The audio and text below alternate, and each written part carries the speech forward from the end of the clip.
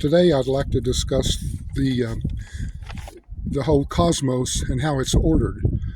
And so what we have, this is from the Urantia book, and here's the basic organization of the book, of what it says the cosmos looks like. At the center of all things is Paradise Isle, the home of God. It's the only stationary structure in the whole cosmos, and everything revolves around it. Everything else in the cosmos revolves around something. An electron revolves around an atom. The solar system, planets and stuff revolve around it. Then it goes to larger structures like galaxies, galaxy clusters, the seven super universes, and everything revolves around Paradise Isle. So if we start there and work our way out, the first orbit of large planets are seven of them, and that's called the Father's orbit.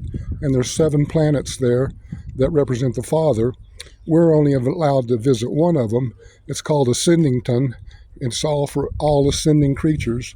And it will be, even though you'll eventually have a home on Paradise, it's our vacation spot, as it's described. It's the place we go when we're off duty and want to have interesting things to do.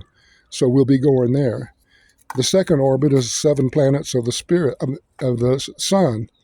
We're not allowed to visit any of those planets. There's no persons on any of them. They're just spirits. And then the third orbit is seven planets of the spirit, the infinite spirit. And we can visit all of those, although we don't have a home on any of them. But they're supposed to be some of the most interesting things in the whole cosmos. There's just so much going on there. The spirit deals with material, spiritual, and mindal. So all these different functions are happening in the same place, and it said we'll always enjoy going there. And then following that is the seven orbits of the Havana. There's 1 billion worlds there, with the least amount in the first orbit, more in each succeeding orbit till you get out to the last orbit. And there's a billion worlds there. Then out past it is a quiescent zone, and then there's two different orbits of what are called dark bodies. I guess we'd call them black holes, but they're immense gravitational structures orbiting in two different directions, and they provide more of the gravity to hold everything together. Outside that is another quiet zone where there's nothing, and then begins the seven super universes. There's seven of them. Each one will eventually have about 1 trillion inhabited worlds. And so all of that together is considered the grand universe of universes.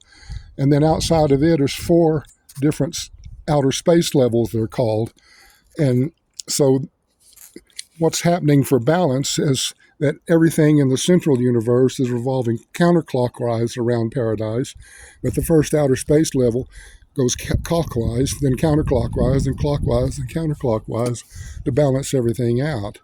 There are 28,011 master universe architects, and for what's inhabited right now, only 8 of them have been used. It gives you an idea, and none of this is inhabited out here. Only the 7 super universes are inhabited. And so if we look, going back to Paradise, here's the position. Since it's an elliptical and not a circle, and it's almost flat, then everything is orbiting. The super universe is all orbiting counterclockwise. And since it is bigger on one side than the other, then it has a north, south, east, and west feeling, so they can keep track of where things are. So super universe number 1 is currently heading north, about to make its turn to the west. Super universe 2 is here, 3 is here, they're all going this way. 4 is here, 5 is here, 6 is here, and we're in number 7. And so we're almost starting our northward approach to everything. And so here's a different universe. There's the number of master universe architects, and that just shows the immensity of everything. And that's the basic structure.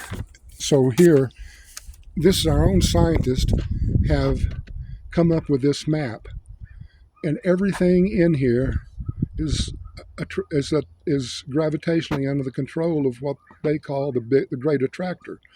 Well, the great attractor is God. That's where Paradise Isle is. And all the inhabited worlds are just within about this much of it. Everything else here is outside the inhabited universes. And so this is yet to be inhabited. It's thought that our job will eventually be go once we become perfect and God can trust us, and He's going to send us out on to all these different universes as they eventually become inhabited.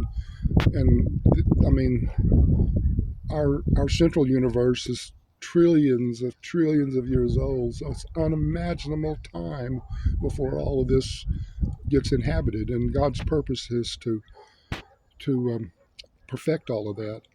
And so, what's hard for me to understand is why our scientists say everything is coming apart when their own studies show that all these things are under the gravitational attraction of the great attractor, and anything under gravitational attraction is pulled towards it. It doesn't fly away. So that's the basic structure of the cosmos.